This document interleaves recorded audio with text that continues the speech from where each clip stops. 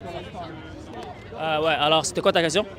J'ai dit dans la Bible, Jésus il dit, personne ne sait c'est quand l'heure, ni les anges dans le ciel, ni le Fils, seulement le Père. Alors comment tu peux expliquer si le Fils et le Père sont co-égales, si le Fils il ne sait pas c'est quand l'heure, mais le Père il sait?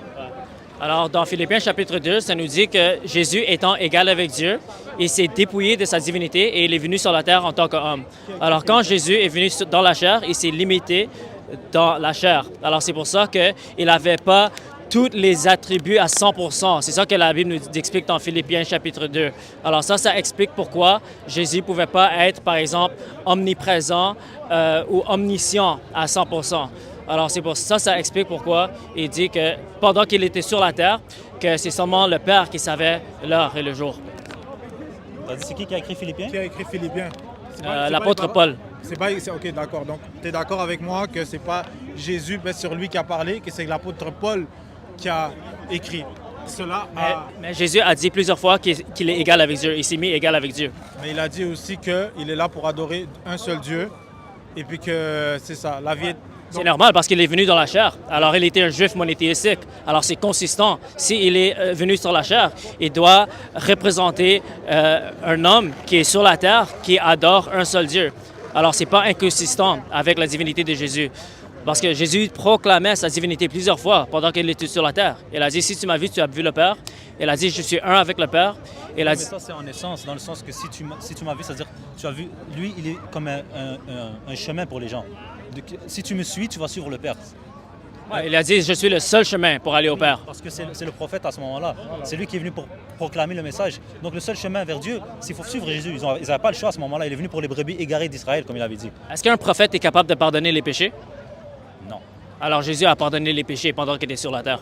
Ça, c'est pas dans la Bible, ça. C'est dans la Bible, ouais. Oui, c'est ça le truc. Vous pouvez croire ça, c'est une interprétation. OK, mais dans ce cas, tu ne peux pas juste choisir des versets dans la Bible juste par rapport à ton croyance, mon ami. Ça, c'est pas consistant et c'est intellectuellement malhonnête. Non, le truc, c'est qu'on ne croit pas en la Bible. Mais utilise pas la Bible pour défendre ta foi, alors. Utilise pas la Bible si la Bible est pas fiable. la Bible pour contredire ta foi, parce que ça contredit ta foi. Comment tu peux expliquer tous les versets où Jésus, il met la supériorité du Père par-dessus lui? Je viens de te l'expliquer, mon ami. Peut-être que tu n'as pas écouté.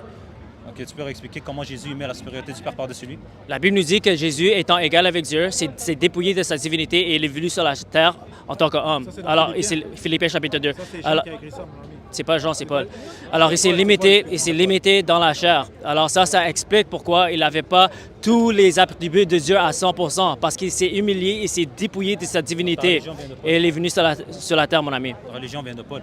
Parce que ça, Pourquoi tu dis ça? C'est l'écriture de Paul. C'est pas Jésus qui a dit ça, c'est Paul qui dit ça. Philippiens, c'est Mais, Paul qui a écrit. mais la Bible nous dit qu'au début était la parole était avec Dieu. Même le Coran dit que Jésus était la parole.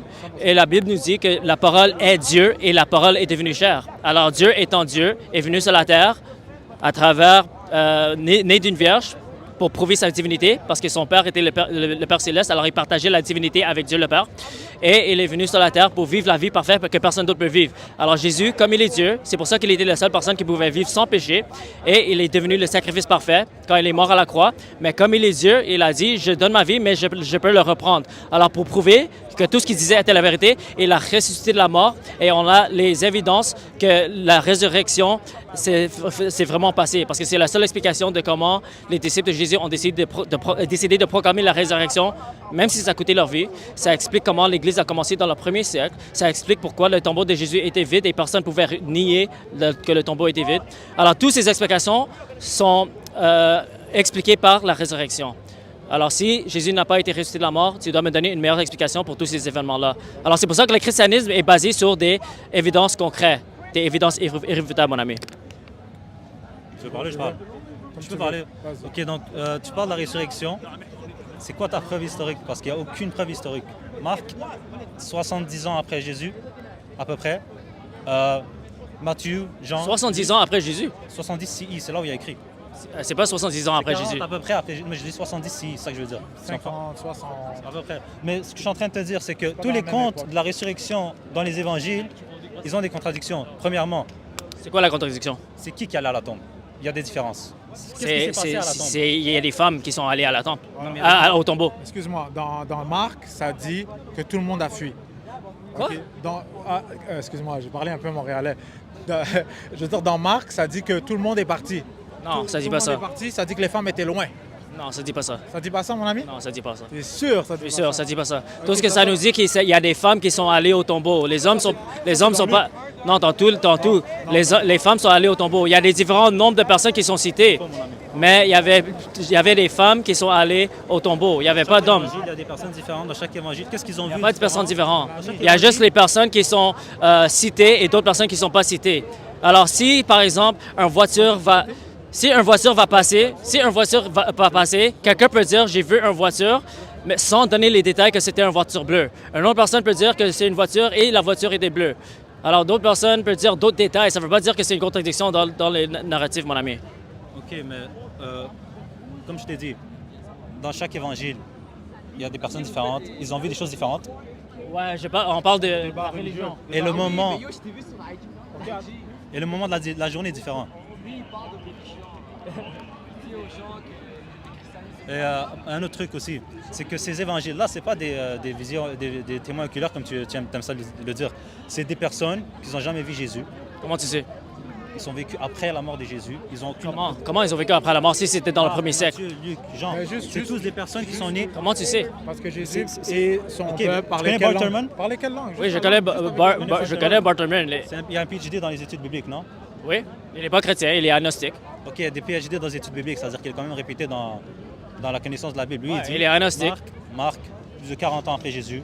Les autres, attention. Hein. Même 40 ans, c'est assez de temps pour... 70, les autres 70. Alors, Il dit, non, mais Barterman, il dit que les gens qui auraient vu Jésus n'auraient pas vécu dans le même temps que Marc. Ce seraient des personnes qui parlaient araméen, qui seraient des paysans ruraux, alors que Marc, c'est une personne très bien éduquée, qui parle grec, parle la langue de Jésus, qui n'a jamais voyagé en dehors de son pays, qui n'aurait aucune manière de rencontrer Jésus, ni un témoin de Jésus, et qui écrit sur la vie de Jésus. Donc, ce n'est pas un témoin oculaire, ni proche de là, ni un témoin de témoin. OK, mais Matthieu était un témoin oculaire, il était un disciple de Jésus. Jean était un témoin oculaire, il a vécu durant le temps de Jésus. Marc était un scribe ou un assistant de Pierre. Alors, il était connecté avec un témoin de Jésus. Luc était un compagnon de Paul qui a vu Jésus en vision physiquement. Alors, on voit que les évangiles, c'était soit des témoins oculaires primaires ou secondaires. Et ils étaient écrits durant le temps que les personnes qui connaissaient Jésus étaient toujours vivants. Alors, si les personnes voulaient refuter toutes les affirmations dans les évangiles, ils pouvaient le faire. Mais on n'a pas d'autres évangiles ou d'autres biographies ou d'autres informations qui contredisent tous les évangiles qui étaient écrits dans le premier siècle. Et si les évangiles sont proches des événements, ça veut dire que c'est les écritures les plus fiables, mon ami. Alors, c'est comme ça qu'on sait que les évangiles sont la vérité. Premièrement, historiquement, il n'y a aucune preuve de la résurrection. La seule preuve, c'est les évangiles. Deuxièmement, les évangiles, ce n'est pas les apôtres qui les ont écrits, tu devrais le savoir, mon ami, tu fais l'évangélisme. Mais c'est vrai que Paul a dit qu'il va être comme... C'est quoi que Paul avait dit déjà? Je vais être comme ça pour lui, je vais être comme ça pour lui, je vais être comme ça pour lui. Il dit, même tous ceux qui prêchent d'autres évangiles, il dit c'est faux, c'est juste lui la vérité. Donc Paul admet de mentir pour évangéliser les gens parce qu'il dit que s'ils évangélisent, c'est le bon résultat. Paul n'a rien à voir avec les évangiles, mon ami. Paul a écrit ses écritures bien avant que même avant que les évangiles aient été écrits. Alors, tu ne peux pas dire que c'est Paul qui a influencé les évangiles. Tu n'as pas compris ce que j'ai dit. Je suis en train de te dire que toi, ce que tu fais, c'est un peu comme Paul. Je suis en train de te dire que Paul, il dit, je vais être comme ça pour cette personne, je vais être comme ça pour cette personne, je vais être comme ça pour cette personne. Et si après, ça fonctionne, c'est le bon résultat qu'il faut, même si j'ai menti. Moi, ce que je te dis, pourquoi toi, tu es comme Paul, parce que toi, tu dis que les apôtres, c'est eux qui ont écrit les évangiles, mais c'est pas eux. Les apôtres, c'est des personnes qui ont vécu dans la vie de Jésus. Mais ceux qui ont écrit les évangiles, ils ont écrit ça en grec, ils n'ont jamais rencontré Jésus. C'est des personnes éduquées, c'était pas des paysans. Alors, si c'est pas les apôtres... C'est des langues qui ont été attribuées après. OK. Ça, tu devrais le savoir. C'est pour ça que tu es comme Paul. OK. Alors, si tu donnes des informations, tu dois me donner des sources et des raisons. Parce que selon toutes les informations qu'on a qui viennent du premier siècle, les évangiles ont été écrits par Matthieu, Marc, Luc et Jean. Les épîtres ont été écrits par Paul. Alors ça, c'est pas quelque chose qu'on peut réfuter si on utilise toutes les informations qu'on a dans le premier siècle et aussi les pères de l'Église et les personnes qui connaissaient les disciples.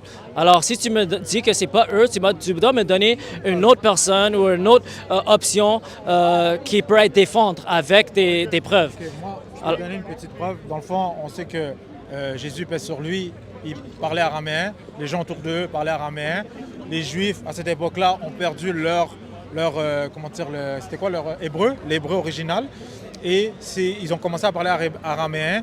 Jésus parlait araméen Donc, les écrits, on sait, les anciens textes, les écrits a été écrits en ancienne langue grecque. Ancienne langue grecque. Donc déjà, on sait que c'est pas eux, c'est pas les disciples, c'est pas ceux qui étaient autour de Jésus qui parlaient araméen. Est-ce que Jésus parlait grec? Hein? Est-ce que Jésus parlait grec? Non. Alors, s'il ne parlait pas grec, comment il a communiqué avec les Romains? Paul. Quoi? C'est Paul. Paul, ça dit dans la Bible, il est parti à Antioche. Il est parti à Antioche. T'as compris ma question? Hein? J'ai dit, si Jésus ne parlait pas grec, comment il a communiqué avec les Romains? Comment il a communiqué avec les Romains? Il y a eu des débats avec des Romains dans la Bible, ça dit? Oui, il a communiqué plusieurs fois avec les Romains, mon ami. Donc c'est les Romains qui savaient parler araméen peut-être? Mon ami. Attends, mais dans quel verset il disait quoi? Non, mais il parlait de quoi, les Romains puis Jésus? Parce que déjà, attends, faut que tu comprennes un truc. Parce qu'il faut que tu comprennes que c'est qui a crucifié Jésus? Ben, sur lui. Ben, c'est les Juifs qui l'ont accusé et c'est les Romains qui l'ont crucifié. Et pourquoi il a été crucifié? Il l'a crucifié parce qu'il s'est mis égal avec Dieu. Il a dit qu'il est le Fils de Dieu. Non, mon ami, historiquement, c'est prouvé que les gens, dans ce temps-là, qui se faisaient crucifier, c'était les Romains et c'est ceux qui se levaient contre l'Empire romain. Alors, donc, tu dis que c'est seulement les Romains qui se faisaient crucifier? Non, c'est les Romains qui crucifiaient les gens. Oui. OK, donc voilà. Mais la raison pourquoi, là, tu feras tes recherches, historiquement, pourquoi ils se faisaient crucifier, les gens qui se faisaient crucifier, c'est parce qu'ils se levaient contre l'Empire grec. Pourquoi ils ont crucifié Jésus? C'est pas à cause de blasphème. Eux, ils s'en foutaient. Ils étaient des athées ou ils croyaient à plusieurs dieux, ils s'en foutaient. Pourquoi ils l'ont crucifié Jésus? Parce qu'ils savaient, les gens disaient que c'était le roi d'Israël. Donc là, ils ont dit, OK, lui, il ne va pas se soumettre à nous. Et ils l'ont crucifié, mon ami. Mais qui l'a accusé? Qui a accusé Jésus? Les Juifs. Pourquoi on l'a accusé Jésus? Pourquoi on a accusé Jésus? Mais juste parce qu'il disait aux Romains, ou il disait que lui, il ne va pas se soumettre aux règles de Rome. Et où est-ce que tu as eu cette information? Mais historiquement, comme je t'ai dit, OK, pourquoi les gens se faisaient crucifier, pourquoi les Romains crucifiaient les gens? C'est parce qu'ils se levaient contre l'Empire C'est pas juste ça. On pouvait être crucifié pour plusieurs choses, mon ami. Alors, toi, tu penses que c'est juste les personnes qui ont révolté contre les Romains qui ont été crucifiés. Alors, les 6 000 personnes qui ont été crucifiées, c'était juste toutes les personnes qui avaient un seul crime et c'était la révolte contre les Romains. Parce que les Juifs, il faut que tu comprennes, les Juifs, il y avait plusieurs sectes juives dans ce temps-là. Puis il y avait des sectes juives qui étaient pour l'ouverture occidentale des Romains. Il y avait des gens contre. Et bien sûr, les gens contre, ils se faisaient crucifier. Tu comprends? Quand Jésus, entre guillemets, il s'est fait crucifier, il y avait 2 autres personnes à côté de lui. C'était des gens qui se révoltaient contre les Romains. Il faut que tu comprennes un truc. C'est que aussi, Jésus, paix sur lui, il disait quoi? Il ne voulait pas mourir pour la croix. Fait il ne voulait pas mourir sur la croix parce qu'il disait Dieu, pourquoi vous m'avez abandonné? Ou nanana. Fait que le sacrifice volontaire que vous dites n'existe pas, car Jésus ne voulait pas mourir sur la croix. Okay, attends, c'est quoi ton argument en ce moment? Qu'est-ce que tu es en train de dire? C'est quoi ton argument que tu es en train de dire à ce moment? Parce que déjà, le dogme chrétien, qui est, comment ça s'appelle, la rédemption, dit que Jésus, paix sur lui, est mort pour les péchés. Il a voulu se donner comme sacrifice pour prendre les péchés de l'humanité. Mais dans la Bible, ça veut dire clairement qu'il ne voulait pas mourir de cette façon-là. Il ne voulait pas mourir. Il a dit quoi? Il a dit, c'est pas selon ma volonté, c'est selon la volonté du Père. Exactement. Alors, même dans cette situation, il a décidé d'aligner avec la volonté du Père. Alors, il a obéi. Mais il a obéi, alors ça montre qu'il avait la volonté de faire la volonté du Père. Alors, il a donné sa propre vie. C'est pas comme si il a juste... Mais c'est contre sa volonté, il a donné sa propre vie. Mais il a... C'est contre... Il a dit que tout était accompli quand il est mort, parce qu'il a accompli la volonté du Père. Oui, exact. Mais c'est contre sa volonté à lui. À côté de sa chair. Il a écouté Dieu, entre guillemets. Et Jésus a dit également que c'est moi, je donne ma vie et c'est moi qui le reprends. Et il a dit, je vais détruire ce temple et après 3 jours, je vais le rebâtir. Alors, ça nous montre qu'il savait qu'il allait à la croix et il savait qu'il allait ressusciter. Et le fait qu'il a ressuscité, ça nous prouve que tout ce que Jésus disait était la vérité. Et Jésus a dit qu'il est le Fils de Dieu, il est mort pour nos péchés et il a été resté le mort. Et si tu dis que Jésus n'a jamais été ressuscité, tu dois me donner une meilleure explication de pourquoi les disciples de Jésus ont témoigné sur la résurrection de Jésus pourquoi le tombeau de Jésus était vide et pourquoi l'Église a commencé dans le premier siècle après que Jésus a été crucifié et il n'a pas ressuscité. Pourquoi ils ont commencé l'Église dans le premier siècle et comment l'Église a pris tout l'Empire romain. Donne-moi une meilleure explication à part de la résurrection. Dans le fond, au moment où il y a eu quand Jésus est revenu envers les apôtres, après la crucifixion, entre guillemets, qu'est-ce qui s'est passé? Il s'est présenté devant les gens, devant les apôtres, et il a dit quoi? Il a dit, je suis vivant. Il n'a pas dit, je me suis fait, j'ai été ressuscité. Il a dit, je suis vivant, donnez-moi à manger, donnez-moi, j'ai faim, j'ai soif. Donc pourquoi quelqu'un qui est mort, qui a ressuscité, il y a encore les attraits humains de boire et manger, mon ami? OK, alors c'est ça ton hypothèse. Toi, tu penses que Jésus n'a pas été crucifié à la croix et il est revenu vivant. Et ça explique comment l'Église a commencé dans le premier siècle. C'est ça ton affirmation? Non, l'Église, elle a commencé au premier siècle. Déjà, il y avait les judéo-chrétiens, puis il y avait le christianisme paulien. Il y avait un débat entre les deux. Oui, mais c'était par rapport aux résurrections. Alors toi, ton affirmation, mais ton information, c'est que Jésus a apparu aux disciples après qu'on l'a mis sur la croix et il a survécu la croix et il a apparu après mon ami, il a apparu aux disciples de Jésus après qu'il a subi la crucifixion. C'est ça ton affirmation? Mon affirmation, c'est que il n'a pas été mort sur la croix parce que déjà dans la Bible, ça dit clairement que les apôtres n'étaient pas là, que les femmes regardaient de loin. Puis après, il y a un évangile qui dit que Marie était là à côté. Vous comprenez? Tu comprends? Fait que dans le fond, que j'essaye de dire, c'est que les apôtres sont partis. Après, dans un autre attends, est-ce que je veux juste assurer que... Attends. Tu dis, ça n'existe pas. Parce que même dans la Bible, ça dit que les apôtres sont partis. Tout le monde est parti. Les vrais témoins, les vrais gens qui étaient à côté de Jésus n'étaient pas là, c'est dans la Bible. Ils sont partis. OK, alors, attends. Alors, toi, tu es d'accord au moins que Jésus a apparu aux disciples, même s'il n'a pas été crucifié. Il a apparu aux disciples. Selon la Bible. OK. Et toi, tu es d'accord avec lui? Jésus est apparu selon la Bible, ouais. Non, toi, tu dis juste selon la Bible ou tu crois en ça? Tu crois que Jésus a survécu la croix? Ah, OK. Pour moi, musulman, on croit qu'il a été élevé par Dieu, comme des versets dans le Coran. Okay, alors, où dans la Bible?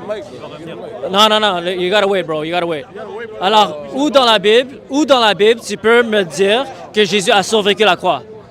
Dans le fond, comme je t'ai dit, quand il est revenu vers ses apôtres, il n'a jamais dit, voilà, j'ai été ressuscité. Qu'est-ce que l'ange a dit? Qu'est-ce que l'ange a dit à Marie? Non. Moi, ce que j'essaie de dire, c'est qu'il n'a pas dit mot par mot, je suis revenu ressuscité, vos péchés, ils sont annulés. Jésus n'a jamais dit ça. Alors...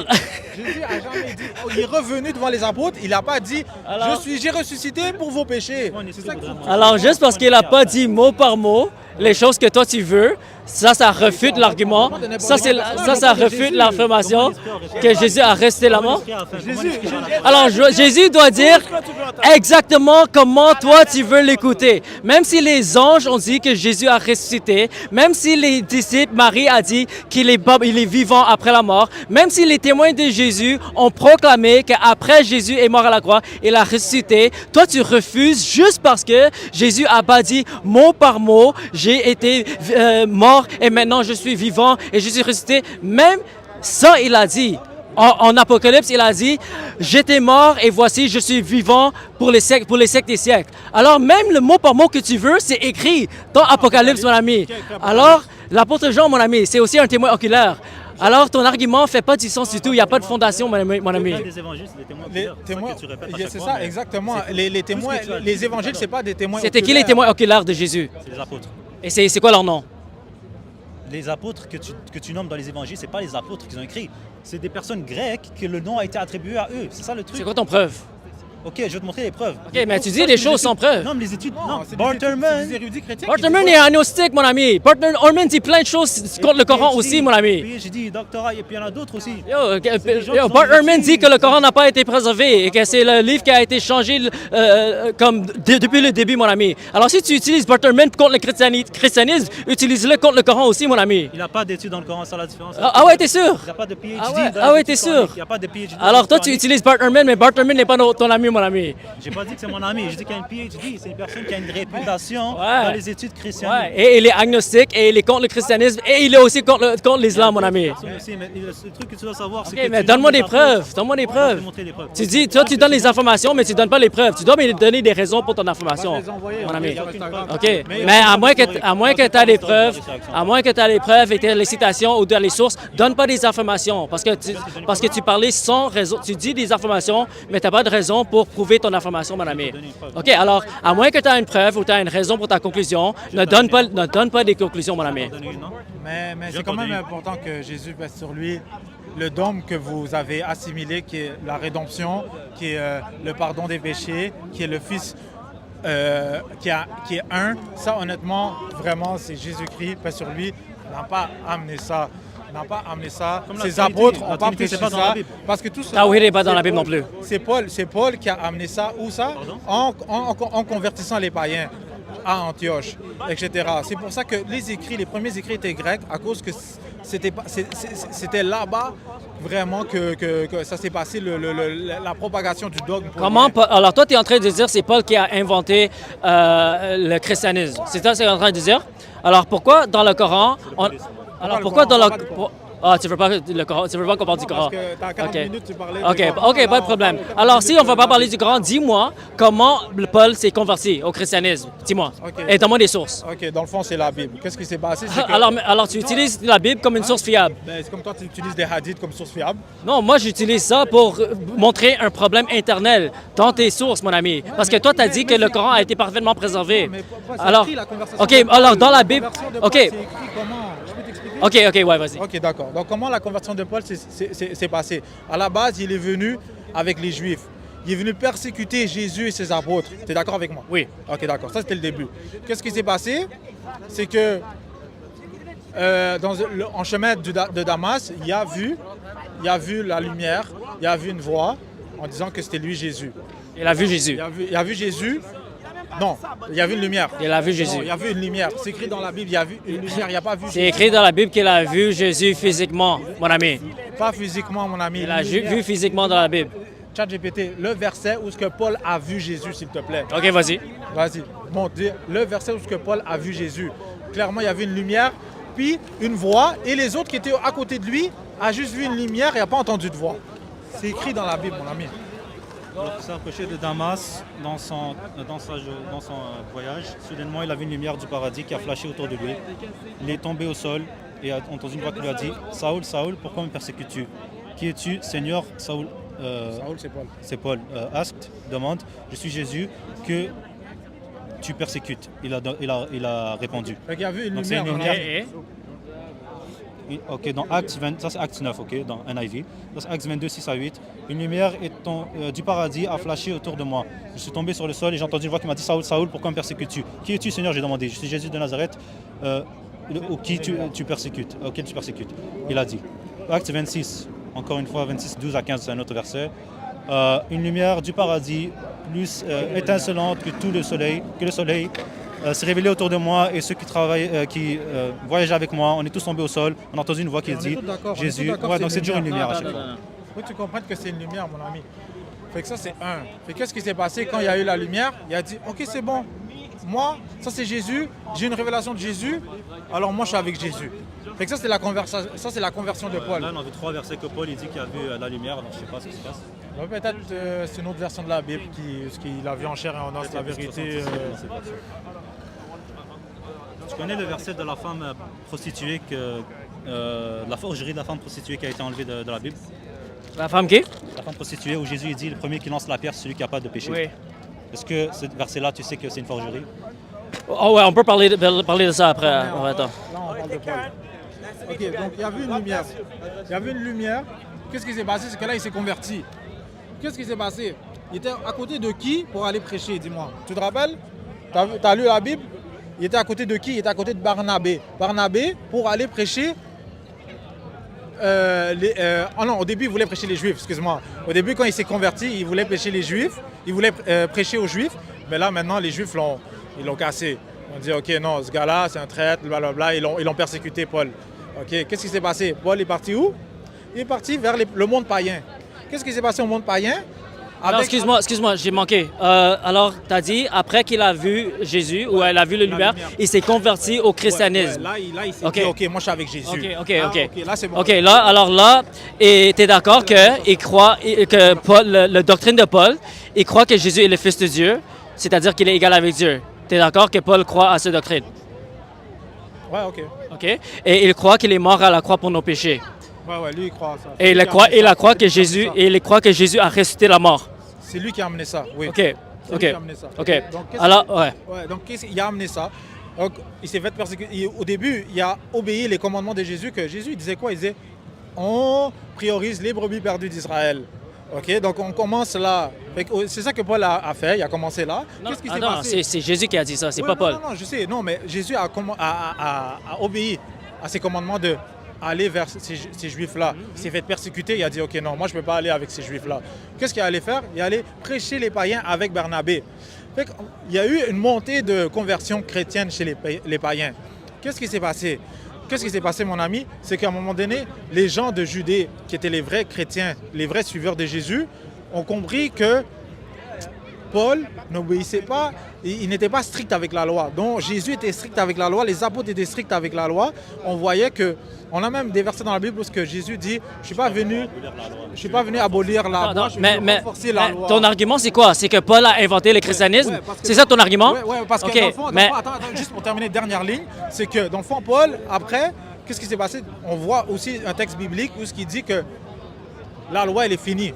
Ça veut dire qu'il est contre les directives de Jésus, contre le message de Jésus, que Jésus était marié, toute sa famille était stricte avec la loi, c'était des vrais juifs, et qu'à un moment donné, tu vois juste Paul qui dit la loi, on la met de côté, mon ami. Tu comprends? Ça, c'est des versets de la Bible. OK, alors, donc, on voit qu'il est contre les enseignements de Jésus. Alors, toi, ton hypothèse, c'est que Paul a inventé le christianisme, c'est ça?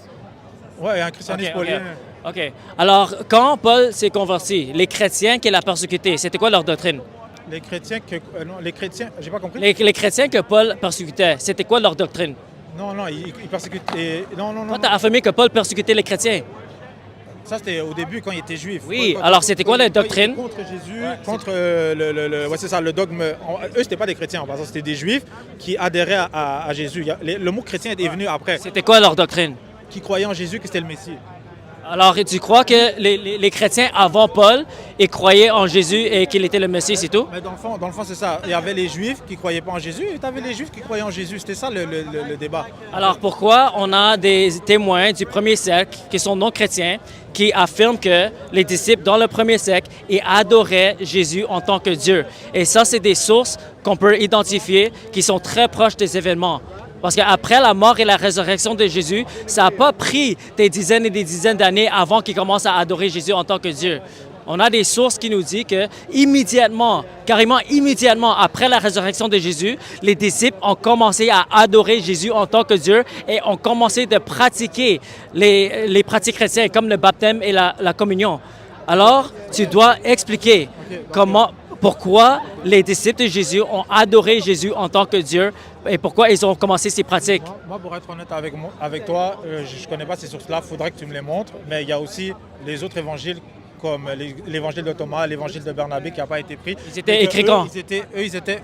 Ils étaient pas adorateurs de Dieu, ils n'étaient pas adorateurs de Jésus, ils étaient adorateurs de Dieu. Okay, ces évangiles ont été écrits quand? Hein? Ces évangiles ont été écrits quand? Dans les siècles qui sont arrivés. OK, mais tu peux dire que tu sais pas, c'est correct. Les évangiles... C'est juste pour te dire qu'il y avait ces gens-là qui croyaient en un Dieu. Quoi, les évangiles qui viennent de citer, Barnabas et Thomas? Non, moi je te parle des Ébionites particulièrement. OK, les croyaient au Dieu. Je sais pas comment tu dis en français, les Ébionites? Les Ébionites, je pense. Les Ébionites, ouais. Ils ont été persécutés, ils croyaient en un Dieu. C'était quoi? Ils croyaient... pardon? Non, je disais juste que Jésus, ils ne croyaient pas en Jésus en tant que Dieu. OK, et c'est quoi la source de leur doctrine et c'est quelle date que tu vois ça? C'était dans le début du christianisme et c'était avant que l'Empire romain assimile vraiment le christianisme en tant que religion. L'Empire romain a pris la christianisme au 4e siècle, mon ami. Alors, beaucoup de temps a passé. Mais les sources, c'est quoi les sources le plus tôt qu'on peut trouver? Parce que les sources les plus tôt qui sont les plus fiables. Alors, c'est quoi les sources de Jésus qui sont les plus tôt? OK, mais je peux donner la réponse, c'est les évangiles de Jésus. Matthieu, Marc, Luc et Jean et les épîtres de Paul sont les sources les plus tôt qu'on peut trouver sur Jésus. Alors, si tu peux me donner... Parce qu'il y a plusieurs personnes plusieurs fiables biblical scholars qui disent que ces gens-là n'ont jamais rencontré Jésus. C'était des écrivains grecs. Luc, c'était le Ouais, fils. tu peux affirmer ça comme tu veux, mais tu dois me donner les preuves. Bruce Metzger. Yo, tu peux pas utiliser Bruce Metzger. Bruce Metzger n'est pas de ton côté, mon ami. Mais juste Et la puis, langue. c'est Attends, mais pas- juste, c'est pas des attends, homos- attends, juste la langue. Mais juste la langue. Je veux dire, Le refus. dans ce temps-là, dans ce temps-là en Palestine, Jésus, paix sur lui, parlait araméen. Les gens autour parlaient araméen. Le prêche était en araméen. Donc, pour dire que c'est ces gens-là. Et il parlait qui ont hébreu et il parlait grec dans le Ah, premier la- siècle. La langue hébreu était déjà. Ah ouais. Au premier siècle, on parlait pas hébreu. Les Juifs ont perdu la langue Ah ouais. hébreu. Et on parlait pas grec et amarien. Non, les Juifs parlaient pas. Ils étaient contre contre le monde grec, mon ami.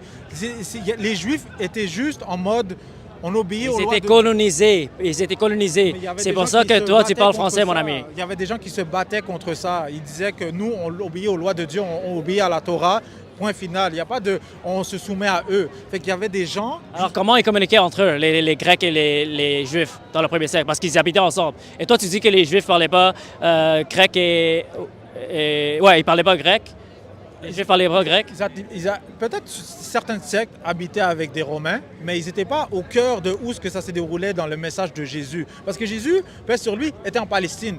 Tu comprends? Il parlait araméen, comme les gens autour parlaient araméen. Alors, il Les gens- n'était les pas gens- capable à communiquer avec les Romains. Hein? Il n'était pas capable à communiquer avec les Romains. Non, mais c'est ça. J'aimerais que tu me sors le verset où il parle avec les Romains, avec le Romain, la vérité.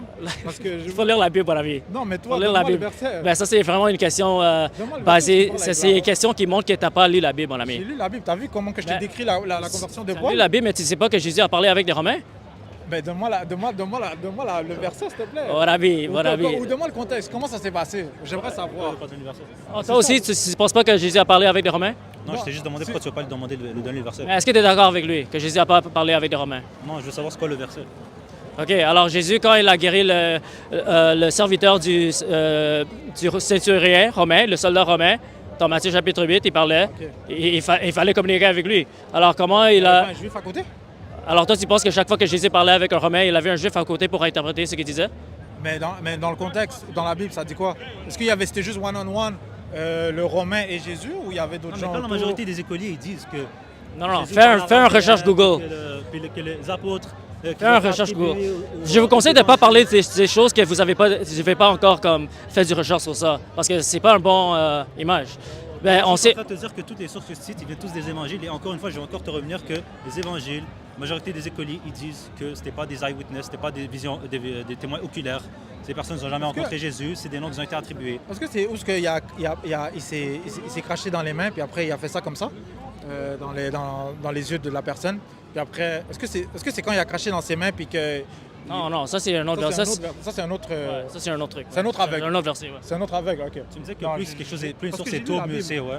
Ouais, Ça a commencé en 325 dans le traité de Nice quand ils ont fait le vote pour mettre que le Fils et le Père soient co-égal, co-éternels à travers un vote. Historiquement prouvé, ça. 325, un traité. Puis c'est l'Empire romain qu'ils ont fait, qu'ils ont organisé ça. Après Constantinople, C'est quoi la... lorsqu'on a mis c'est- la Trinité. Alors, Ouais, c'est quoi la Trinité?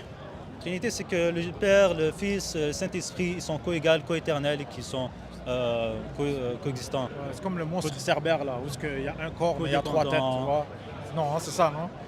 Alors, Non, mais c'est ça, c'est vrai. c'est alors tout tu dis que la doctrine de la Trinité a été développée pendant les siècles, mais la doctrine de la Trinité est prise directement dans la Bible, mon ami. Ouais, il est où dans la Bible? La Bible dit la Bible nous dit que le Père est Dieu, que Jésus est Dieu et que le Saint-Esprit est Dieu, et ça nous dit que Dieu est un. Alors ça veut dire que Dieu existe en une essence et trois personnes, parce que Dieu n'est pas limité dans sa personne. Alors qui sommes-nous de dire que Dieu doit être exactement comme nous? Dieu n'est pas limité, alors il est capable d'exister en trois personnes, mon ami. Je trouve juste que c'est intéressant comment juste les seuls versets qui parlent de ça, c'est des versets qui viennent de Paul, alors qu'il y a plusieurs versets dans la Bible, dans le Nouveau Testament, où Jésus il met le Père par-dessus lui. Oh Père, pourquoi m'as-tu abandonné? Ou quand il prie dans le jardin de Gethsemane, il met sa tête dans le sol, il prie au Père. Quand Marie-Magdalène lui dit... Alors bon toi, tu conseiller, choisis juste les versets qui t'aident à défendre ton doctrine qui... Parce que, et tu ignores tous les autres versets où Jésus se met égal avec Dieu, où c'est ces clair. versets-là, ils viennent de Paul, alors que... Non, comment ça vient de Paul? Ça vient des évangiles. Ça, c'est pas la même personne qui a écrit les évangiles, mon ami. Les autres qui sont interprétés, c'est des versets ambigus. Moi, je te donne des versets clairs. Pas ambigu. Au début était la parole. Tu es d'accord que Jésus était la parole? La parole est Dieu. Et la parole est devenue chair, mon ami. Après, on dit dans Jean, chapitre 17, verset 3, et la vie, Jésus regardait le ciel, puis il disait quoi? Il disait, et la vie pour toujours, c'est te connaître toi, le seul vrai Dieu, et connaître celui que tu as envoyé, Jésus-Christ. Donc, il n'a pas dit, je me suis envoyé. Est-ce qu'il a dit, je ne suis pas Dieu? Hein? Est-ce qu'il a dit, je ne suis pas Dieu? Il n'a pas dit qu'il était Dieu. Que Dieu l'a envoyé. Ben, c'est ça. Alors ça, c'est un argument de silence. Alors, Ça ne fonctionne pas. Vous avez étudié la Bible pour commencer à interpréter les paroles, Toi, tu choisis juste les versets et tu interprètes mal ce qui est écrit, mon ami. Moi, je pense que Dieu, il est parfait, puis je pense pas qu'il veut confondre les humains. Je pense qu'il veut que son message soit clair. Donc, il n'y a pas à sous-entendre quelque chose. Il n'y a pas à sous-entendre quelque chose. Il n'y a pas de sous-entendre. Il n'y a pas de sous-entendre. Les mots sont là. Et la vie pour toujours, c'est te connaître toi, le seul vrai Dieu, et connaître celui que tu as envoyé, Jésus-Christ. Oui, parce que et ça, c'est expliqué parce que Dieu est venu sur la terre en tant qu'être humain à travers Jésus-Christ. Et Jésus, non, c'est dans la Bible, mon ami. Je t'ai cité Philippiens chapitre 2 et Jean chapitre 1. Ça dit que Dieu est devenu chair. Et comme il est devenu chair, il est devenu un homme, il était un juif monothéistique. Alors ça veut dire qu'en tant qu'homme, il était capable d'adorer le seul vrai Dieu. Et il a dit, si tu continues à lire ce passage, il a dit que tu vas me glorifier comme on te glorifie. Alors, il se met égal avec Dieu, mon ami. Et ça, c'est une doctrine qui est consistant partout dans le Nouveau Testament. C'est clair que Jésus est égal avec Dieu. Il est le Fils de Dieu. Et c'est pour ça qu'il a été qualifié pour devenir le sacrifice parfait. Mais il n'a pas la connaissance de Dieu. Quand il était sur la chair, j'ai déjà répondu à ces questions, mon ami. Je ne vais pas me répéter. Je ne vais pas me répéter, mon ami. Philippiens chapitre 2 nous dit que Dieu étant égal avec Dieu. Ça veut dire que Dieu, en tant égal avec Dieu, a décidé de se dépouiller de ses attributs divins pendant qu'il était sur la terre. C'est Paul Alors, qui a écrit ça. Et Paul, tout ce que Paul a c'est pas fait, Jésus qui a tout ce que Paul a fait dans sa vie, Paul a écrit ça, que Jésus a fait. mais c'est consistant avec les évangiles qui ont été écrits par les témoins de Jésus.